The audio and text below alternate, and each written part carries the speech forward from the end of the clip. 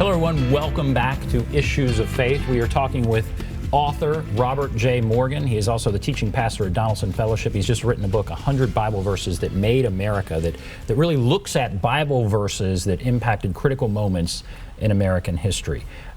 We looked at a few in the first part of the show. I want to look at a couple others. You got special permission from the Reagan Institute to include something in this book. Is that right? Yes, and I'm grateful. My agent, Celia Yates, pulled strings and got our permission for it. Ronald Reagan, when he was president, wrote a little-known letter, handwritten and stationery. It was found in a box that belonged to Nancy after her death, stuck away in her closet. But he had handwritten a letter to her father. And her father, the First Lady's father, was Loyal Davis, and he was a neurosurgeon. And he was an atheist. And he was also dying of cancer. And one afternoon, President Reagan sat down, and with his distinctive scrawl, you've seen, I'm sure, samples of his handwriting, he wrote a letter to his father-in-law. And he said, I'm just paraphrasing, but he said, "Dear Loyal, I know that you're facing a very difficult time, and I want to say a couple of things to you that I hope you will accept and receive."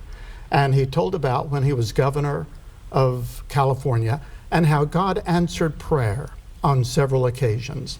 And then he said, I want you to also consider, now this might be hard for you to consider, but would you think about Jesus Christ?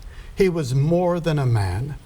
In the Old Testament, his coming was predicted hundreds of times, and he fulfilled them exactly. And he was a person who was so sublime that either he was a made-up myth, or he was an insane person, or he was who he said he was. And I believe he was who he said he was, and I believe that he can give you peace. And then President Reagan quoted and wrote it out, John 3:16, "For God so loved the world that he gave his only begotten Son, that whosoever believeth in him should not perish but have everlasting life." And then he made another appeal for Dr. Davis to think about this, and signed it, "Love, Ronnie." And it's just about the most evangelistic, gospel-centered letter you've ever read, and it came from his pen. And later, Nancy was asked about her father when he died. And she said, "I really don't know what his spiritual state was, but I know that after he received Ronnie's letter, he talked with the hospital chaplain, and he had absolute peace and died with peace in his heart." Wow, so he was evangelizing. He absolutely was. He was like, a preacher or an evangelist, just giving the gospel out. There's so many I want to get to. Jimmy Carter, though, is another example. Jimmy Carter would not only, after he was defeated for governor by Lester Maddox, he went on a mission trip and learned how to share his faith, what we call in Baptist circles the Romans Road, the verses in the book of Romans that really point people to how to become a Christian. And he shared that with everyone, and during his presidency, he said, and no one knew about this at the time, but he would, after his meetings with world leaders, they would sometimes call for him and say, "Mr. President, may I speak to you privately? Would you explain to me what it means to be a Christian?" And he would go through that Romans Road, that plan of salvation the Bible gives us, with a world leader, just as he would with you or me. And it's fascinating how he wanted to leave not only a legacy in history, but a legacy in eternity. The civil rights movement, there's no doubt lots of important biblical verses can be associated with that. What kind of stood out to you? Well, the story that Frederick Douglass and a lot of the abolitionists, in fact, those Puritans and the Puritan roots in New England hated slavery. Slavery was really introduced in Jamestown, which was primarily a secular settlement.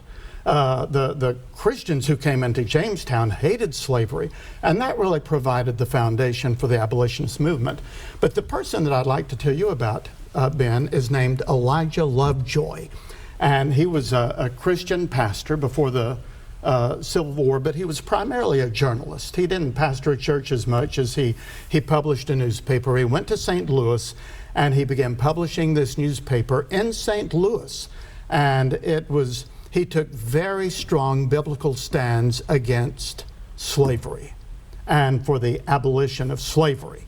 And he was hated in St. Louis because of that, and threatened, and they would burn down his building and they would destroy his presses, but he wouldn't stop.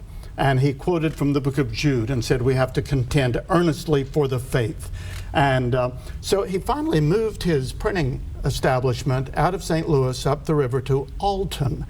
But there, again, he was attacked by mobs. He was threatened, but he just wouldn't stop defending his right as a newspaper reporter and publisher to not only give the news, but his opinion. And one night, they broke into his home, they broke into his publishing house, they burned down everything, they destroyed his press. He was shot 3 times, and he died. And he became the first martyr for the cause of the freedom of the press in America, and one of the first martyrs for abolition among people who were not black. And so he is a real hero, and his convictions were based on Scripture. But he is only one of the many strands of biblical influence that came about through the abolitionist movement and led to Lincoln. You know, John Quincy Adams was filled with Scripture. He took every one of the 150 Psalms and converted them to song. But for all of his life in the Congress after he left the White House, he campaigned for the abolition of slavery. Well, I wanted to ask about that. There are some who say the Bible has been used to defend things like slavery, and that it can be twisted to this point of view or that point of view. As a biblical scholar, what do you say about that? That's a very good question. In the South, there were people who used the Bible to defend slavery. They were wrong. Many of them were not Christians. Some who were Christians were wrong on that issue. And, you know, I'll be very frank with you. They were in such a tight world view that they couldn't get out of that. And when I try to understand it, to me, the only parallel is in the secular world today, how the taking of a precious preborn life, which is such a barbaric act, is viewed as good and as commendable. To me, that worldview that is so tight on something that future generations will look back at and say is barbaric, that's the only way that I know to understand it. Sometimes our worldview can become so tight that we don't see the barbarity of what is happening and may even try to defend it with Scripture. And well, in our final, we only have about 30 seconds. How can people get the book? You know, what if they want the book? Yeah, it's on all of the bookstores and book distributors, and also available at my website, robertjmorgan.com. We have curriculum and other resources to go with it. So it could be part of a Sunday school class or something. Yeah, we have great curriculum. People can study this, and we have 10 weeks of materials to go along with it. Robert Morgan, thank you for being here. You're welcome. Thank you, Ben. Oh, you bet. Thanks to all of you for watching Issues of Faith. Have a great day, everybody.